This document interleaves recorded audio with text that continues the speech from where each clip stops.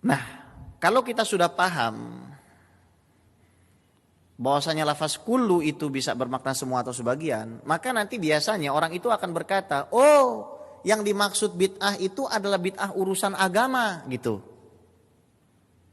Sementara urusan dunia itu tidak Padahal kalau mau jujur Nabi nggak pernah melakukan pembagian itu. Berarti pembagian bid'ah kepada urusan dunia dan agama juga Tapi nggak apa-apa lah. Nggak apa-apa, kita ikutin misalkan. Misalkan kita ikuti ini. Jadi kajian ini panjang. Kita ikuti, oke. Kamu sepakat nggak kalau kulu itu maknanya sebagian? Mungkin dia akan terpaksa mengatakan oke lah, akhirnya saya sepakat. Akhirnya, finally saya sepakat. Tapi yang dimaksud di sini pembagiannya adalah masalah agama dan masalah dunia. Terus kita tanya, konsepnya apa? Konsep bid'ah itu apa? Arti bid'ah itu apa? Maka mereka mengatakan apa?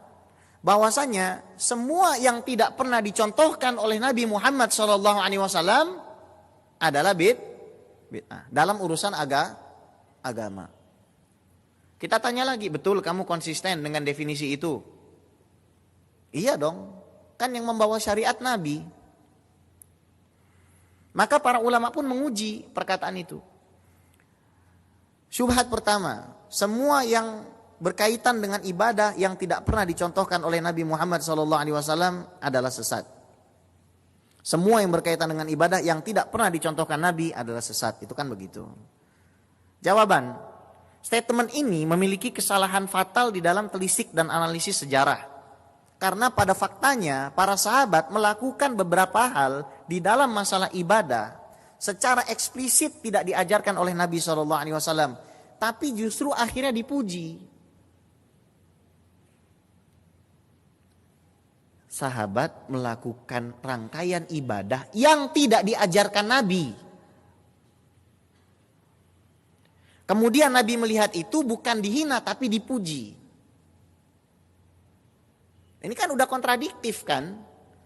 Ketika mengatakan tidak semua yang dibikin Nabi, tidak dibikin Nabi adalah sesat, maka beranikah Anda menyesatkan sahabat? Nanti dia geser lagi itu. Maka di sini kita akan melihat inkonsistensi daripada metode penentuan bid'ah ini. Contoh sekarang. Salat sunnah 2 rakaat sebelum dibunuh. Pernah dengar enggak? Salat sunnah 2 rakaat sebelum dibunuh. Sebelum dibunuh ada salat sunnah 2 rakaat. Kisahnya tentang Khubayb, sahabat Khubayb. Hadis riwayat Imam Bukhari. Ketika mereka hendak keluar dari tanah haram, ini hadisnya panjang saya singkat, untuk membunuh Khubayb di tanah halal, Khubayb berkata kepada mereka, qala lahum Khubaybun da'uni usolli rak'atain. Biarkan saya sholat 2 rakaat. Akhirnya mereka membiarkan Khubayb sholat 2 rakaat. Ini saya singkat saja ya, karena saya tahu antum belum makan siang. Akhirnya Khubayb sholat 2 rakaat sebelum dibunuh. Dan di dalam teks hadis itu dituliskan, thumma qama ilaihi Abu Sirwa'ah Uqbah bin Al-Haris faqatalahu wa kana Khubaybun huwa sanna likulli muslimin qutila sabra shalah.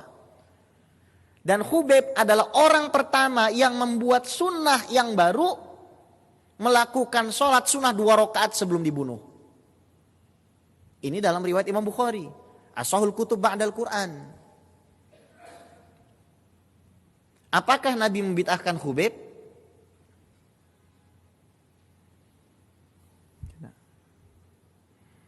Berarti ada yang miss dong dalam konsep itu. Apa konsep yang miss? Ternyata tidak semua yang tidak dibikin oleh Nabi Muhammad SAW, bahkan dalam masalah ibadah, lantas mesti terlarang. 2. Sholat sunnah rakaat setelah wudu. Ini hadisnya panjang. Intinya Nabi Muhammad SAW memanggil Sayyidina Bilal dan bertanya, Bilal, dengan apa kamu mendahuluiku masuk ke dalam surga? Karena saya pas masuk surga mendengar suara sendal kamu mendahului saya. Dengan apa? Bima sabaktani ilal jannah. Maka Sayyidina Bilal berkata, wahai Rasulullah, tidaklah aku mendengar azan melainkan setelah itu aku menunaikan sholat sunnah 2 rakaat. Dan tidaklah aku berhadas melainkan aku lekas bersuci karenanya, dan saya berpendapat bahwa Allah menetapkan 2 rakaat atasku. Maka Nabi SAW bersabda, dengan 2 amalan itulah kamu mendahuluiku masuk surga. Nabi tidak tahu bahwasanya Sayyidina Bilal melakukan sholat sunnah wudu.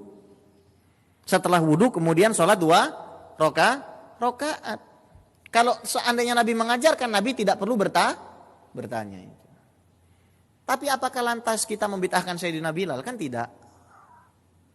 Makanya ibadah akhirnya dibagi 2. Ada ibadah mahdhah, ada ghairu mahdhah. Ibadah mahdhah adalah ibadah yang sebab rukun dan syaratnya sudah ditentukan. Sebab sholat zuhur masuk waktu zuhur, yaitu ba'da zawal. Gak bisa kalau orang mau membuat bid'ah, sholat zuhur adalah qabla zawal, itu bid'ah. Sudah ditentukan rukunnya, sholat zuhur 4 rakaat, ada orang mau bikin 5 dengan alasan itu baik, bid'ah. Sudah ditentukan syaratnya harus menghadap kiblat.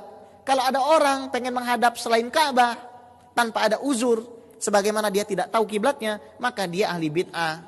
Sekarang izinkan saya bertanya, baca sholawat Nabi, ada nggak kira-kira aturan striknya? Tidak ada. Lagi naik motor boleh sholawatan nggak? Boleh. Sholawatan sendiri boleh nggak? Boleh. Rame-rame boleh nggak? Boleh. Sholawatan ibadah nggak? Ibadah. Nah jadi manusia itu terbagi 2. Ada yang mempersempit daripada proses hukum dalam penentuan ibadah, ada yang memperluas. Kita menyikapinya sederhana. Mengikuti yang mempersempit silahkan, mengikuti yang memperluas juga silahkan. Jadi akhirnya umat Islam tidak dibikin kebingungan, tidak diadu satu sama lain, semuanya ahli syahadat. Sebagaimana hadis Nabi SAW, man istaqbala qiblatana, siapa saja yang menghadap kiblat kami, wa shalla sholatana, sholatnya juga sholat kami, wa akala dhabihatana, memakan sembelihan kami, fadzakal muslimul ladzi fi dhimmatillahi wa rasulih, maka orang tersebut adalah orang yang berada di dalam penjagaan Allah dan Rasulnya. Wa kullu muslim adal muslim haram, muslim yang satu dengan muslim yang lain itu suci, damuhu darahnya, maluhu hartanya, wa irduh dan kehormatannya. Kita belajar seperti ini Bapak Ibu yang dimuliakan oleh Allah, bukan untuk bertengkar, bukan. Cuman supaya kita cakrawalnya lebih terbuka aja, itu aja. Oh rupanya pemahamannya begini. Jadi akhirnya kita ngelihat orang yang maulidan itu nggak antipati, karena nanti ini series. Setelah bid'ah ini selesai, kita bahas zikir berjamaah. Orang bilang hadisnya nggak ada, kita turunin hadisnya. Orang bilang hadisnya dhaif, bener nggak? Kita bahas gitu. Kemudian doa berjamaah, oh itu bid'ah gitu. Kita turunin hadisnya, kita turunin ayatnya, kita turunin pendapat ulamanya. Oh maulid Nabi bid'ah, kita turunin hadisnya, kita turunin ayatnya, kita turunin pendapat ulamanya. Nah, supaya apa? Supaya kita bisa saling menghargai. Supaya kita bisa saling mencintai. Karena kita tidak akan bisa mencintai dan memahami kecuali kita bisa memaklumi uzur orang lain. Dan kita tidak mungkin bisa memaklumi uzur orang lain kalau kita tidak punya ilmunya. Kebanyakan yang membuat orang itu menjadi emosi dan marah disebabkan kenapa? Karena dirinya gak tahu mau ngomong apa. Akhirnya yang terjadi persekusi ustadz. Akhirnya yang terjadi persekusi pengajian. Dibubarkan pengajian. Bukan diadakan diskusi, tapi malah pembubaran pengajian.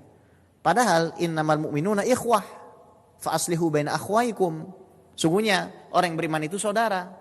Maka kalau ada 2 orang yang berselisih, semua umat Islam bertanggung jawab untuk membenahi perselisihan 2 orang. Bayangkan tuh ayat.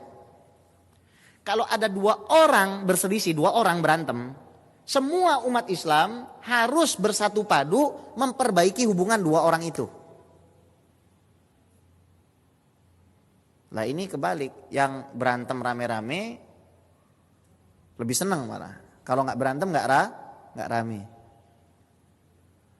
Ya, jadi sekali lagi ya, terima kasih banyak atas kesediaan. Saya tahu bapak-bapak sibuk, ya apalagi ini daerah yang tempat orang bekerja. Tapi saya doakan semoga duduknya kita di sini menjadi ampunan Allah Subhanahu Wa Taala, menjadi pemberat timbangan kita di yaumil hisab kelak, dan menjadi saksi bahwasanya kita mencintai majelis ilmu dan majelis zikir, dan menjadikan kita orang-orang yang mati dalam keadaan husnul khatimah. Amin ya rabbal alamin. Kurang lebihnya saya mohon maaf, kepada Allah saya mohon ampun. Subhanakallahumma bihamdika asyhadu an la ilaha illa anta astaghfiruka wa atubu ilaik. Assalamualaikum warahmatullahi wabarakatuh.